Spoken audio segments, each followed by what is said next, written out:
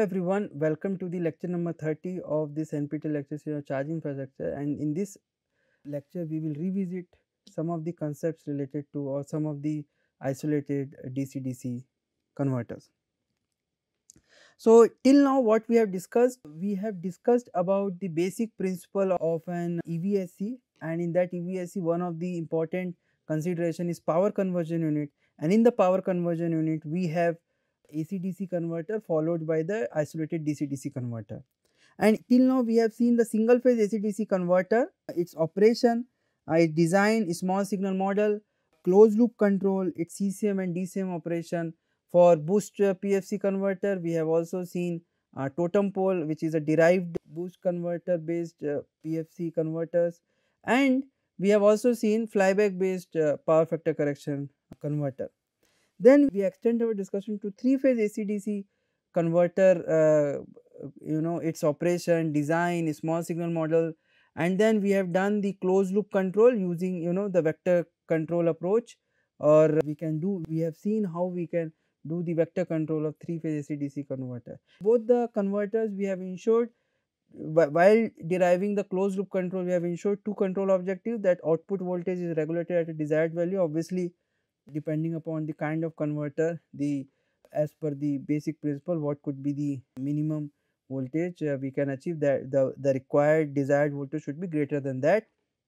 And along with regulating the output voltage, output DC voltage, we have also ensured that we have unity power factor current drawn from the source. Now once we have developed that, then comes another stage in power conversion unit, which is called as the isolated DC-DC converter. So if we see our power conversion unit, it looks like we have a AC source and we have AC to DC converter, and followed by an isolated DC-DC converter, and which is actually feeding it to the battery.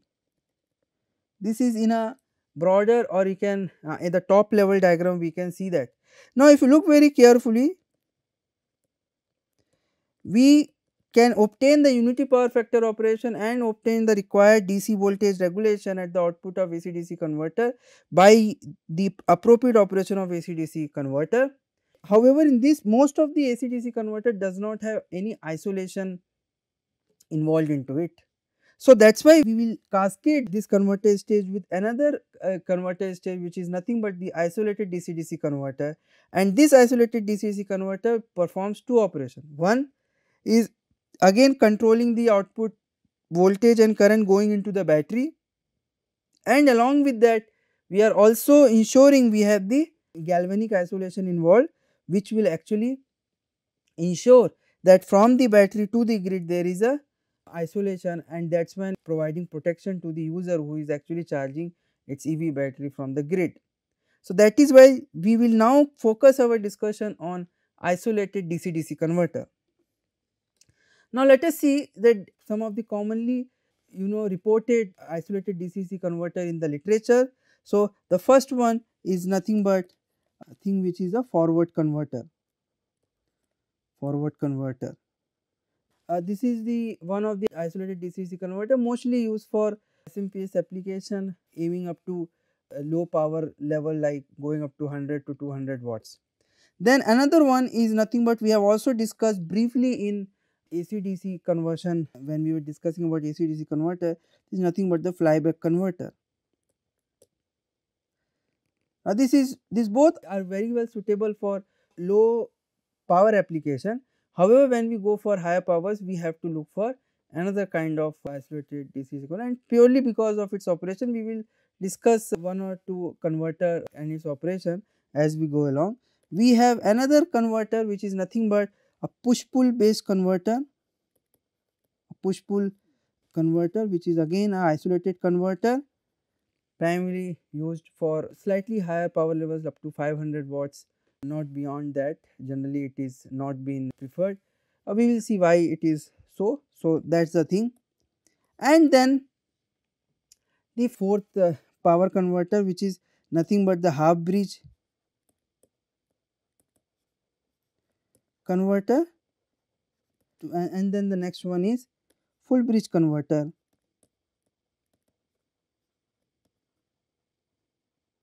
and then we have DAB called the dual active bridge converter. Now there are certain variations of these converters, and up to this point, up to half bridge converter, mostly they are being used for low power applications, while the full bridge are generally used for high power applications, and since our converters are of high power, we will generally use this full bridge and dual active bridge converters. In full bridge converter we can have unidirectional power flow. In dual bridge converter we can also do bidirectional power flow. And if you look very carefully, there are also derivative of this, because when the full bridge is operated with a special kind of modulation, it is also called as the phase shift full bridge converter, which is a short form abbreviated as PSFB, one of the commonly used abbreviation in for phase shifted full bridge converter. So in this, the converter structure remains same, however switches have been modulated is different, and that's when it gives the names of phase shifted full bridge converter.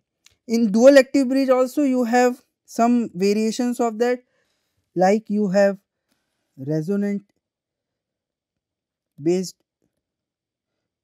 DAB, which is nothing but dual active bridge, having the resonant circuit, having the resonance involved in the operation. So this is DAB converter. Dual active bridge, its commonly used abbreviation is DAB. And then you also have multi-level DAB for another high voltage operations. Multi-level DABs are also available, and we also have the resonant based isolated DC-DC converter, and in that commonly used converter is LLC or CLLC based converters.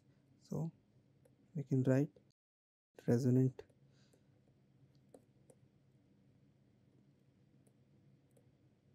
based converter. In that we have commonly used are LLC or CLLC based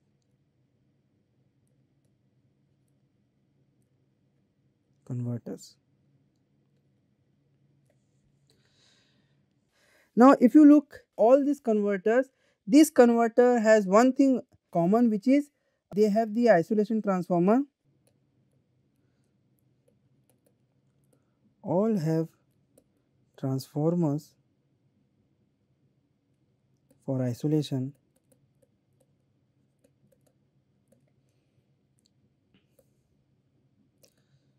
which is supplied by high frequency AC voltages.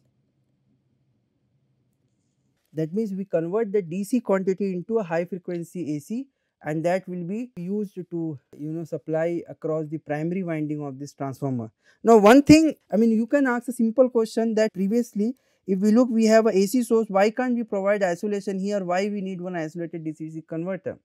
Now the question is also valid, why we have to put the isolation inside the DC-DC converter, instead why can't we have the isolation directly at the AC, that means by putting the low frequency transformer, that means the transformer working at 50 hertz, why can't we put the 50 hertz transformer here, and then we can just use the simple non-isolated DC-DC converter. But the problem here is one important thing, which is we know that our transformer works on the principle of Faraday's law of electromagnetic induction, and we know that the voltages is nothing but, we can write the voltage induced is nothing but N d phi by dt. So we can say from this formula our voltage is nothing but N delta change in the flux, and this delta change in the time, and that we can say that delta t is nothing but, it is inversely proportional to frequency, so that we can say it is nothing but inversely proportional to the frequency of the supply voltage or the voltage which are used to excite the winding. and this we can further write V is equals to, we can write N in terms of flux density delta B into area of the core over which the windings are bounded. That means I am talking about the core. If there is a transformer here and if I am winding a primary and secondary windings over here, applying Vp voltage from here, apply Vp voltage from here and getting some Vs voltage on the secondary winding, and this what I am talking about is the area of this cross sectional area of this core. Cross sectional area means if you cut this core, we will find the core to be of looking like, you know, if we draw the 3D of this one, it looks like this.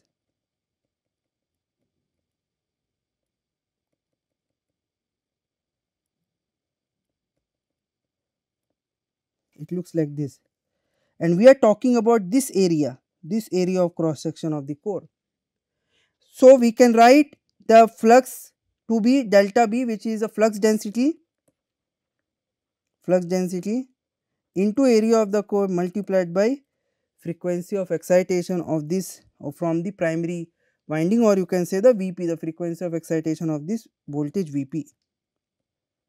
In this one, if you look very carefully, in this case, if let us say if the applied voltage is constant and our number of turns on the transformer windings are constant and our delta B value is also, you know, if you look any core, it has the BH curve. If you look any core, it has the BH curve which looks like this, going here then coming there. So it is nothing but it is Bmax, and this is, this look like, and this is my Bmin.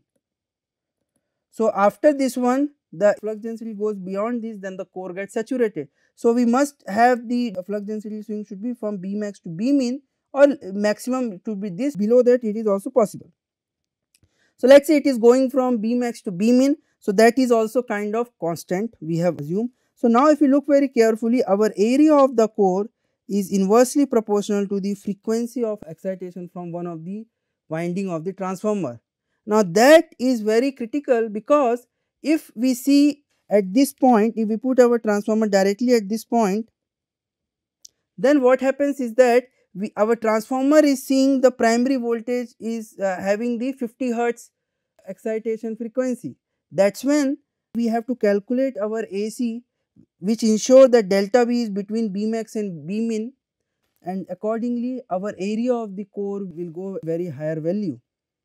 On the other hand, if we take this isolated DC-DC converter, this isolated DC-DC converter converts the DC to a high frequency AC, and that AC will be imposed or is used to excite the primary winding of the transformer. Since that is having the high frequency component, so our area of the core gets reduced. So we can say that if my frequency of excitation increases, my area of core decreases, and since my area of core decreases, the weight and volume of the transformer reduced, which is used for isolation, and that is when we can get the very high power dense or very small isolated DC-DC converter, which can provide the isolation and can actually help to get the required voltage and current at its output.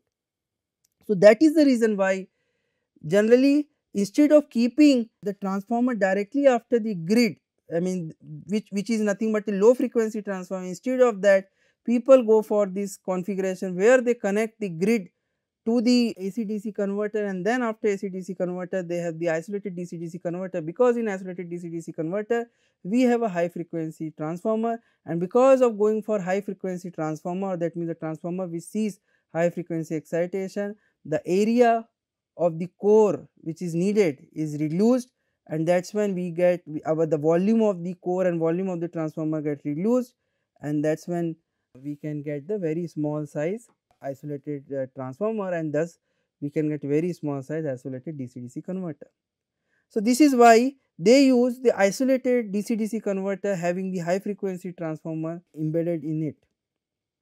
So let us take one by one the operation of isolated DC converter. Some of the converter, flyback converter, we have discussed some of its operation, maybe we will skip that. We understand full bridge converter operation, then half bridge converter operation is nearly the same, and we will see the phase shift full bridge converter, our dual active bridge converter operation, push pull and forward converter operation. So let us go and discuss those things.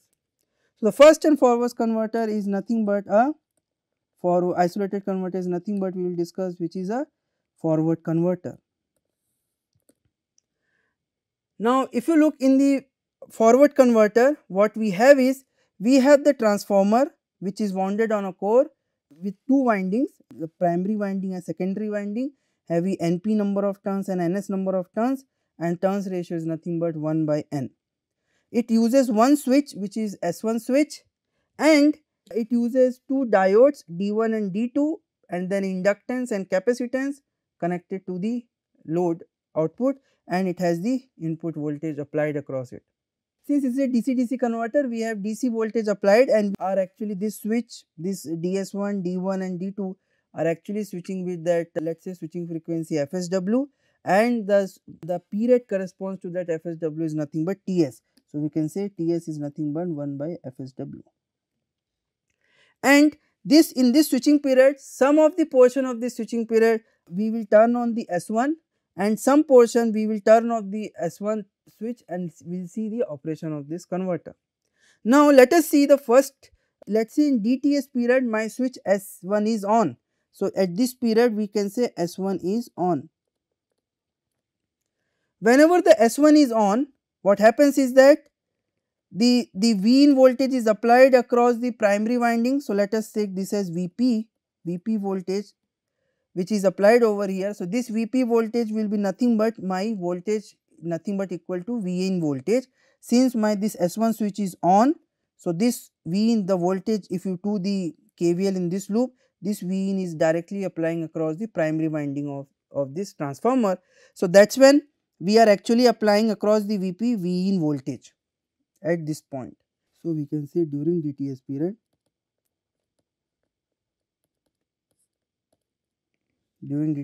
my VP, or you can say Vs by Vp, is nothing but Ns by Np, and which is nothing but equal to N, and that we can say that Vs is nothing but N times Vp, and Vp is nothing but V in.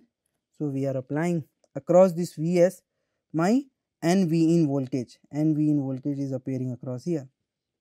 Now since I am applying NV in voltage, the positive polarity voltage here, negative polarity voltage here, because of this positive polarity voltage, this D1 gets forward biased, this D1 gets forward biased. Since this D1 gets forward biased, this NV in is applied across one end of the inductor, and on the other side we are having the V0 voltage applied across the other end of the inductor. So if we do the KVL in this loop, we will find my VL is nothing but NV in minus V0. And since my this diode is forward bias, I am applying the plus minus or voltage of this polarity across this D2, and that is why my D2 is reversed bias. So this is become reversed bias, and this is actually forward biased. And because of that, we are applying across VL and V in minus V0 voltage. Some positive voltage we are applying across this inductor. And this forward converter is nothing but is also called as a buck derived topology. Why we can say it is a buck derived topology? Because if you look very carefully at the output, this part of the circuit is similar to that of the output stage of buck converter, where we have the inductor and capacitor connected at the pole of the half bridge. So if we take the buck converter, we have S1, S2, or you can take diode also, L, C and R. So this is our simple buck converter which looks like, so if you look the output stage, it is similar to that of the buck converter. So that is why it is nothing but the buck derived topology. Since it is a buck derived topology, we already know our V0 voltage what we are getting is actually smaller than that of the NV in voltage which is applied over here. So let us go ahead and see how the things look like. So now if you look here, we have our VL, which is N minus V naught voltage applied across the inductor at a DTS period, and since we have positive voltage applied across this winding, so we can say that our flux will go up. Because of the voltage, we know that d phi by dt, which is nothing but here, which is V in by Np. This Np is the number of turns of the primary, because V is equals to N d phi by dt. So d phi by dt, the slope is actually a constant slope, because we are applying a constant voltage of V in across the primary winding. So we can have this flux going from some 0 value to some value. Let us say define this one value as, let us say, phi m. And if you look very carefully, since we are applying the positive voltage from across this inductor, so our current through the inductor, if we define current through the inductor, let us say this is IL. This IL is nothing but having the rising slope, and this rising slope is nothing but the slope of this will be NV in minus V naught by L, where L is the inductance we put in the circuit. And since my DS1 is off, so we can say that my DS1, the current through DS1 is 0, because the current is only going through the S1 switch. And we can say that the voltage, or you can say if you try to see the voltage of across VDS1, the VDS1 voltage, the VDS1 voltage is nothing but, since there is no current in this path and there is a V in voltage which is applied across Vp, so it has the voltage which is nothing but equal to V in voltage. We are applying a constant V in voltage across this particular diode. So that is what we have drawn, this V in voltage. Since the S1 switch is on, so the voltage across S1 switch is 0, and since we have this IL current which is flowing through this, we have to take from the secondary side to the primary side, and that's when we will see we have the current delta NIL with N delta IL is there, and along with this we have in this some portion is the inductor current which is reflected in the primary side, and along with there is also the magnetizing component of this transformer, because if we draw the equivalent circuit of this diagram of this transformer, so it will look like this. We have our, if we assume the winding resistances are nearly 0, so we can say this is some Lm of this transformer core, and this is nothing but the leakage inductance of this primary side. This is the leakage inductance of the secondary side. So L leakage P and L leakage S refer to primary side, and this Lm is also referred to primary side. So there is some current which is also going, because since you are applying the constant V in across this terminal, so we are having some current which is, you can say that Im, magnetizing component of current, and that magnetizing component of current will also be rising linearly, and that's why this particular slope, or you can say from here to here, you can say there is delta IL, because this delta IL goes from this minimum value to maximum value, that the current going from IL minimum to IL maximum. So this is nothing but, you can say, N delta IL, and some portion is because of this NIL by 2, and there is some portion because of Im, and that's why this point is nothing but N delta IL by 2 plus Im current, where Im is the current which is going through the magnetizing branch of the transformer to magnetize or to build the flux in the transformer core. Now what happens after DTS period, we will now turn off my switch S1. That's when we are now applying, during 1 minus DTS period, we are actually turning off my S1 switch. S1 is off during this point. So we can say that since my S1 switch is off, what happens is that in this transformer there is a current which is going in this direction. Before the switch was off, it was a current which is going in from here, it is going in this direction, and suddenly you have turned off this S1 switch. since you have suddenly turned off this S1 switch, this current which was some non-zero value will now goes to 0 because you have suddenly turned off the S1 switch. Since there is current value, or you can say the current going through the primary winding is actually going from some non-zero value to 0 value, you have negative di dt which is appearing across this Vp winding, because now you have some non-zero value, let us say some I value, and you are now going to value 0. So, it is 0 minus I in, you can say in delta t period. So, that is why we have di by dt which is a negative quantity, and since I have negative di dt, we will be applying negative L di dt across this transformer, and as a result of which, because of this negative di dt, we have on this side we have some negative voltage which will be appearing across the secondary winding, and since the negative voltage is appearing, is because the dot polarity is now negative. So, this Vs in other winding also the dot polarity will be negative, and that is when my diode D1 will get reversed bias, and since my diode D1 gets reversed bias, the current which is going through the output inductor will be actually need to find a pathway, and that is when it will find a pathway through this D2 diode. And since there is no path for this current to go, so this, I mean the current through inductor could not be changed suddenly, so this current will find its path through this diode. So, this current which is coming over here will now find this path, and you have this circuit in which the current gets circulated. And if you look very carefully, this side is reversed bias. So, there is it is like this side of the circuit for this transformer is open circuited. The output inductor current will be going through this diode D2, and the primary current which was already there at some non-zero value will be actually flowing through this DS1 and RF resistance. Now, in this particular circuit we have something like this kind of circuit. This diode gets forward biased, and we have this circuit which is, this diode is forward biased, DS1 is forward biased, and this we have RF. So, this is nothing but going through here, and only the magnetizing component will be here, because the load component is actually flowing through this part.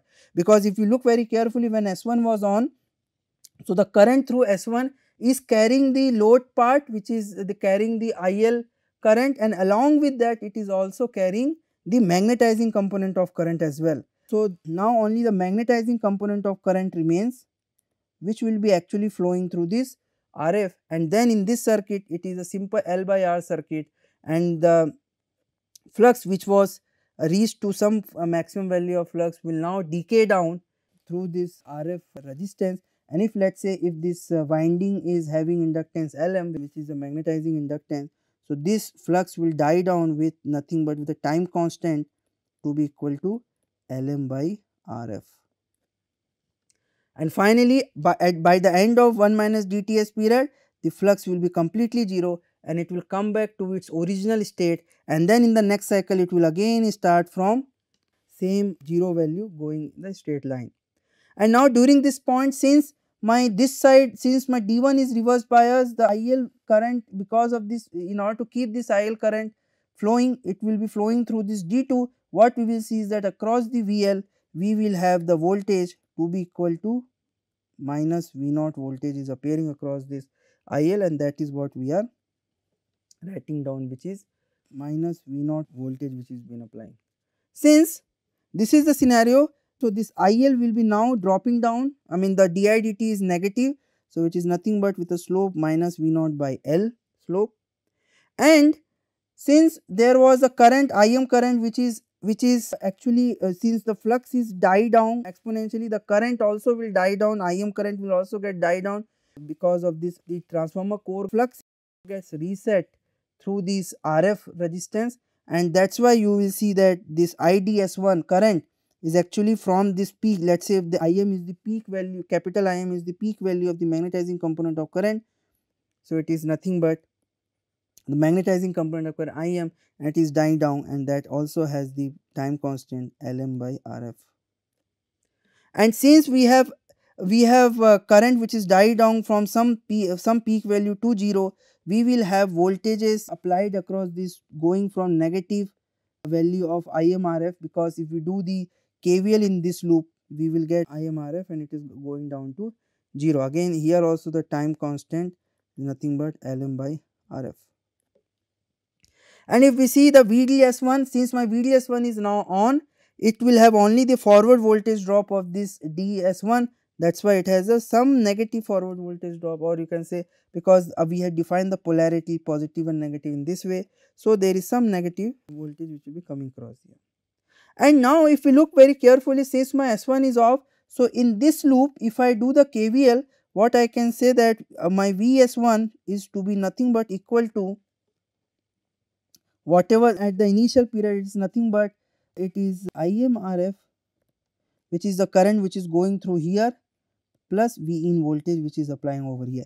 That is why you will see this part of this, there is a huge voltage which will be appearing across the VS1, and this point from here to here, it is nothing but you can say IMRF, and that will die down, and finally by the end of it, when it die down, it will have only the, since there is no current through this circuit will no longer exit, and this V in will directly applying across the S1 switch, and that is when we have at the end we have the V in voltage applied across this converter. And then in the next switching cycle again the same thing repeat itself, and here IS1, since the IS1 is off, it is actually completely 0. Before in DTS period, the S1 will be carrying the reflected current of IL along with magnetizing component of the current which is used to magnetize the transformer core. So that is why we have something like this. So what we see is that if in this particular circuit, when we see the output inductor, it is applying minus NV in minus V0 voltage for DTS period and minus V0 voltage for 1 minus DTS period. So we can apply the volt second balance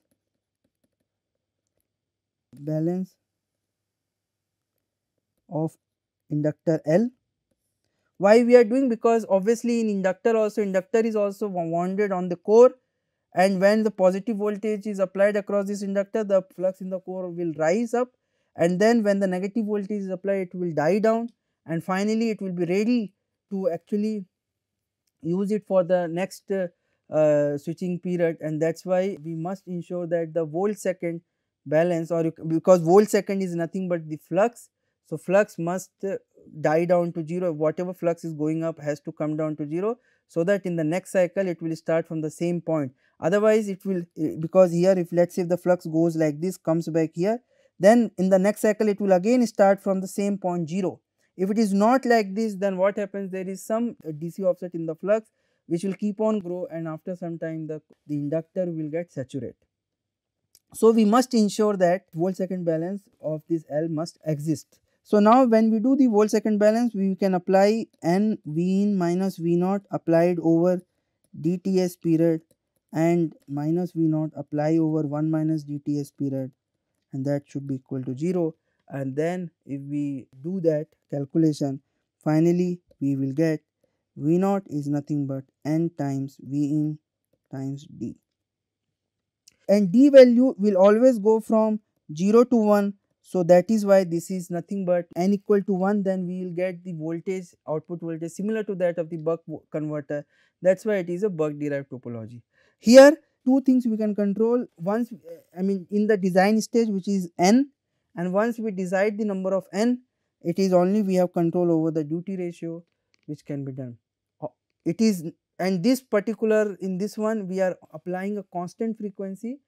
And if you look very carefully in the IL, we have IL goes from I minimum to I maximum, then comes to I minimum, and so that particular ripple, it has the some DC component, along with that it has the ripple, that ripple will be flowing through the capacitor C, while the average value is actually going through the load RL, and that we can say that load RL. And similarly this load value will also get reflected on the primary side, and in this one this has the IL, so this is peak value is nothing but my NIL by 2 plus IM plus I0. Maximum value is going up to I0, because I0 plus this term which is N delta IL by 2, and this term which is IM. So if we can write very clearly this one,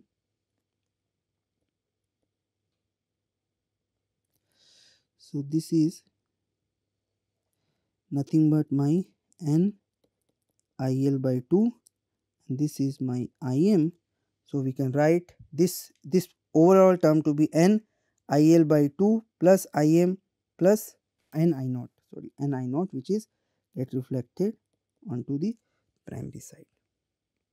And this is how we can ensure that the operation of this forward converter works in this way. However, this particular converter structure has some disadvantages. Let us see what are those disadvantages and of this particular converter. So let us take the disadvantage of this one.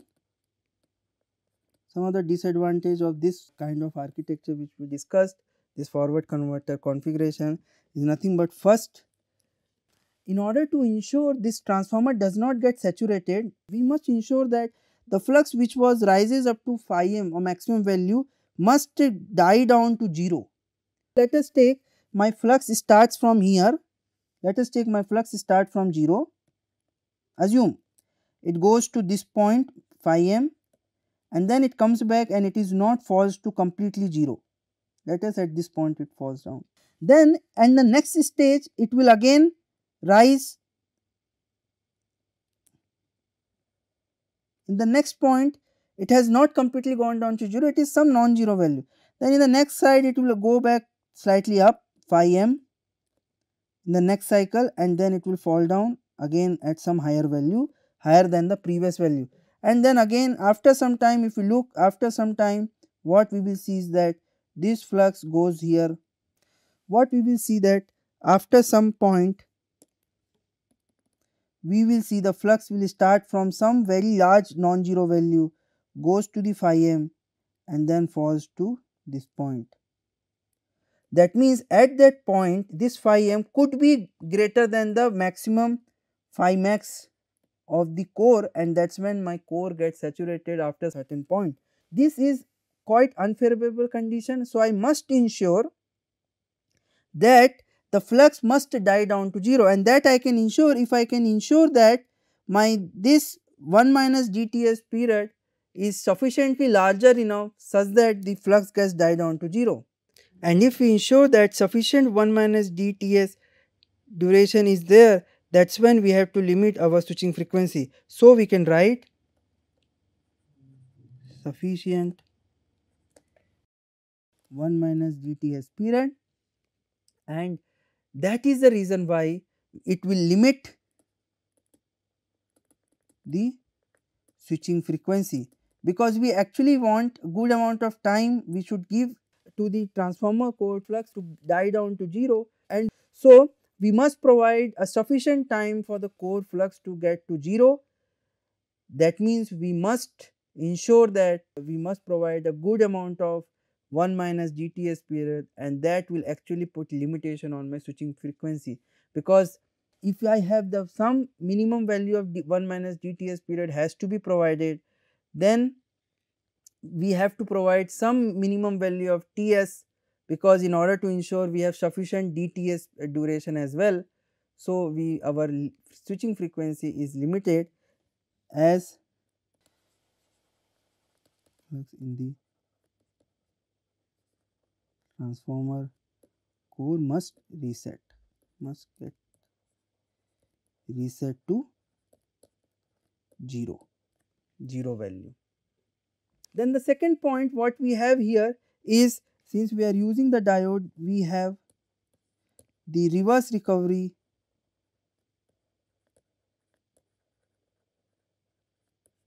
losses of the diode, and this will also limit our switching frequency operation. A third point, if we look very carefully, we have lossy reset of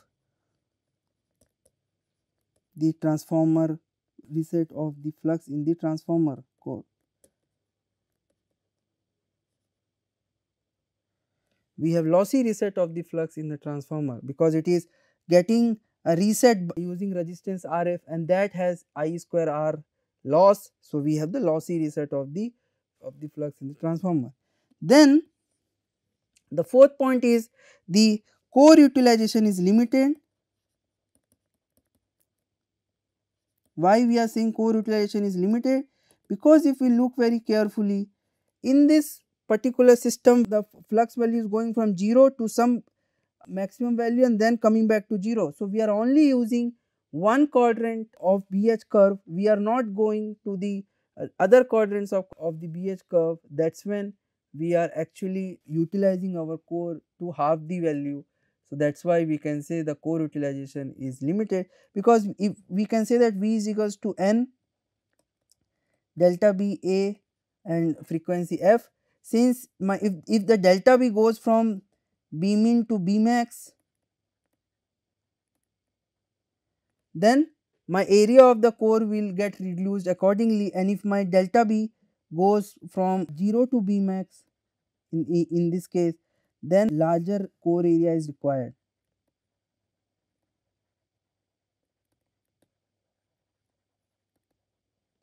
Just to ensure the core does not get saturated.